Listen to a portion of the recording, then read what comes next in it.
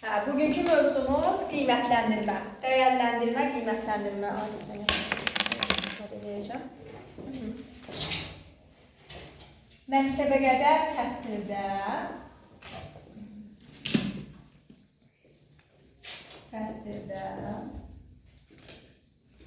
qiymətləndirmə.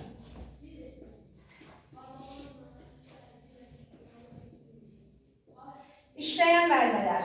Qiymətləndirmə haqqında az da olsa məlumatınız varmı? Uşaqları qiymətləndirəndə, müəllimə, hansı qiymətləndirmədən istifadə edirsiniz? Diaqnostik qiymətləndirmə eşitmisinizmi?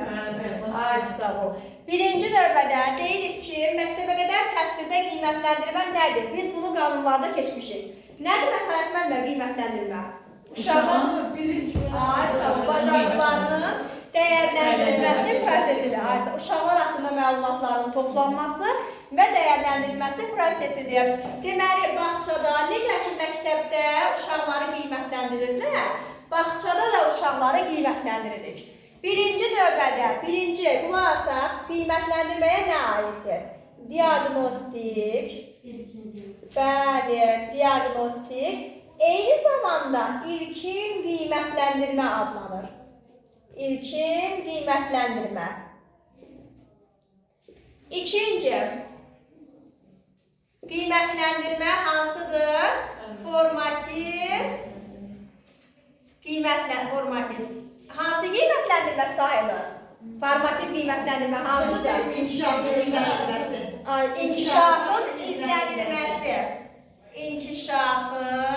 izlənilməsi. İzlənilməsi.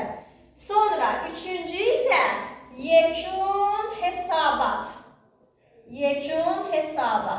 Çox vaxt yekun hesabata summativ qiymətləndirmə deyil bağça müəllimələri, amma qətiyyən demirik. Çünki summativ sözü məktəblərə aiddir, bağçalara aid deyil.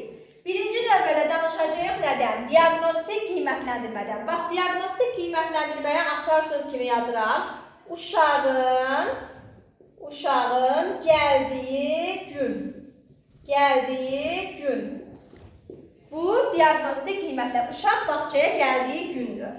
Formativ qiymətləndirmə. Uşaq bugün, yəni uşaq bugün necədirsə, o dərəcədə də onu qiymətləndirəcəm.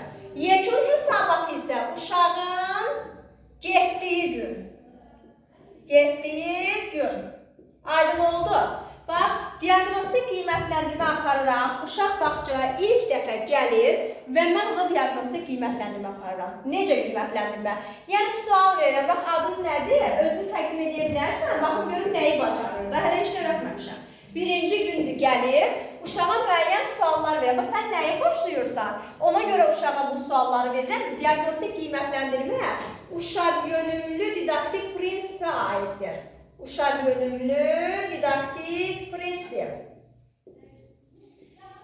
Ona görə bu sualları uşağa verirəm ki, mən plan qururam, görüm mən formativ qiymətləndirmədə onu necə məşğələ keçəcəm. Diaqnostik qiymətləndirmənin məqsədi budur. Deməli, birinci olaraq uşağa sual verirəm, nəyi xoşlayırsan, sən ən çox evdə nə ilə məşğul olursan, nə etməyi çox sevirsən. Bax, belə suallar verirəm diaqnostik ilkin qiymətləndirmədə. İlk olaraq, burada heç bir sənəd yoxdur. Şifahi olaraq uşaqlara sual cavab verirəm. Heç bir sənədim yoxdur diaqnostik qiymətləndirmədə. Nəyisə yazmıram. Uşaq haqqında məlumat yazıram, o başqa məsələ. Amma uşağa verdiyim hər sualın cavabını ora harasa qeyd edəmirəm. Sadəcə özüm üçün uşağa suallar verirəm ki, mən bu qiymət burada uşağı artıq izləyəcəm. Sonra, uşaq bağçaya gəldi, mən onu gündəlik şəkildə qiymətləndirməliyəm. Formativ qiymətləndirmə gündəlik qiymətləndirməlidir. Məsələn, bugün riyaziyyat məşğələsidirsə, uşaq zəifdirsə, uşağı yazıram, qeyd var da, yəni yazıram, bax, əyani sənəd. Yəni, sənəd üzərində yazıram mən bunu. Məsələn, uşaq bugün nəyisə yaxşı bildi, yazıram ki, uşaq yaxşı bildi və yaxud da riyaziyyatdan zəifdir, sabah təlimindən fəaldır, olduğu kimi ora qeyd edirəm. Və formativ qiymətləndirmədə meyyar cədvəli var. Birinci meyyar yerinə yetirir, Şəbnəm müəllimə. İkinci meyyar necə yerinə yetirir? Qismən yerinə yetirir. Yerini yetirmir. Ay, sağ ol. Üçüncü meyarı isə əsasında uşaqları qiymətləndirirəm. Məktəb qiyməti ilə yazacağım belə, amma bunun bağça ilə əlaqəsi yoxdur, sadəcə olaraq sizin yadınıza daha yaxşı qalsın deyə. Məktəb qiymətinə, bax, yerinə yetirir, uşaq 5 alır. Qismən yerinə yetirir, uşaq 4 alır. Yerinə yetirmir, uşaq 3 alır və yaxud da 2 alır. Aydın oldu. Biz də bunu meyar gəlir. Məsələn, bugünkü məşğələm canlı və cansızlardır. Məşğələm, bir buraya yazılır, canlı, cansızlardır. Bax, deyirəm ki, tutaq ki, Fidan canlı və cansızları adlandırır. Adlandırır, fərqləndirir, müqayisə edir. Deməli, Fidan nə edir? Yerinə yetirir, ay sağ ol. Və yaxud da deyirəm ki, Fidan canlı və cansızları adlandırır, amma müqayisə edə bilmir. Fərqləndirə bilmir. Demək, qismən. Burada deyirəm ki, Fidanın canlı və cansızlar haqqında məlumatı yoxdur. Aydın oldu, yəni ümumiyyətcə yerinə yetirilmir.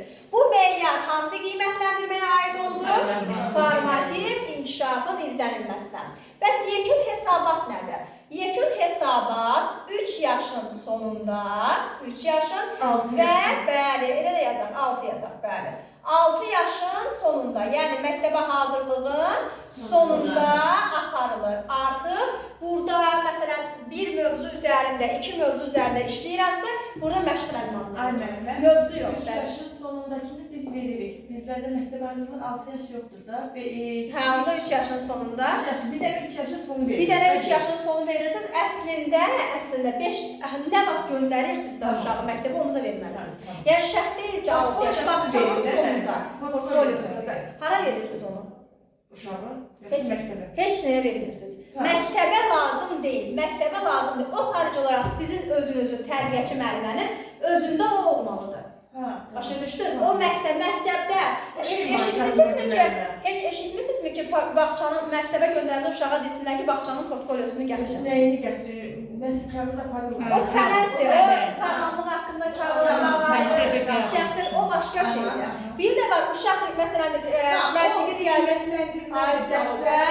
dərslərdə necədir deyə bizdən tələb edirlər məktəb müəllimələri, eləmirlər. O başqa sənədlərdir. O uşaq haqqında. Bağçadaydı, yaxşı hazırlaşdırdı, nəsə bilir, yoxsa bağçada heç nə bilmir. Ay sağ ol.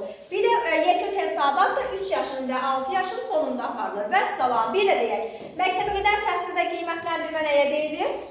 Uşaqlar haqqında və dəyərləndirməsi prosesidir. Lövhədən deyil mənə. Birinci, hansıdır qiymətləndirmə? Hansı bir tətbiq prinsipə əsaslanır? Nə zaman aparılır? Necə aparılır? İkinci qiymətləndirmə, formativ. Nə zaman aparılır? Eyni zamanda necə adlanır? Nə zaman aparılır? Hansı vaxtı uşağın bugün əyani sənəd lazımdırmı? Lazımdır. Hansı meyarlar əsasında aparılır? Yerinə yetirilir. Ay sağ ol. Üçüncü qiymətləndirmə hansıdır? Nə zaman aparılır? Yəni 3 yaşın sonunda, bir də məktəbə hazırlığın sonunda. Məsələn, qiymətləndirmə bu qədər. Bir dənə zəhmət olmasa şəklinə çəkək. Sonra qiymətləndirmənin metodlarından danışacağım. Çəkək. Aha.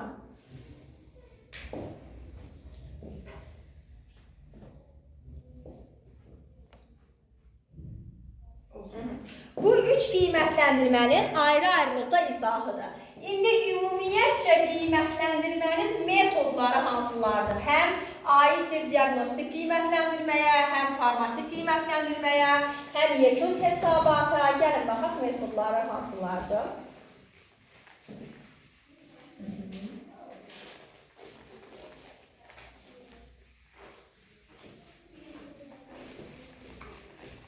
Qiymətlərlə gedirik. Qiymətlendirmə.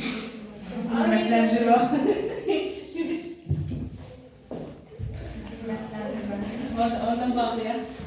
Aha. Hə, indi yaxşı yox. Hə, qiymətləndirmənin metodları. Baxaq, yazaq. Metodları. Birinci, kömək edin mənə. Müşahidə. Aha. Müsahibə. Sonra. Şifahi sorğu. Sorğu, bəli. Fəaliyyət məhsullarının təhlili. Portfolyo. Məhsullarının təhlili, portfolyo. Bir də nə qaldı? Yazıq hamısı müşahidə, müsahibə, şifahi sorğu, fəaliyyət məhsullarının təhlili, bir də portfolyo. Bir də portfolyo. İndi baxaq görək bunlar haqqında. Bunları da ayrı-ayrılıqda bilməliyik. Bunlar, bayaq necə ki, 3 qiymətləndirməni ayrı-ayrılıqda danışdıq. İndi ümumi bütün qiymətləndirmələrə aiddir. Üçünə də aiddir.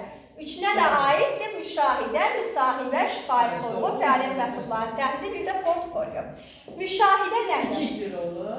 Bir şifahi. Bəli. Müşahidə uşağa heç nə demədən sadəcə onu izləyirəm də uşağı.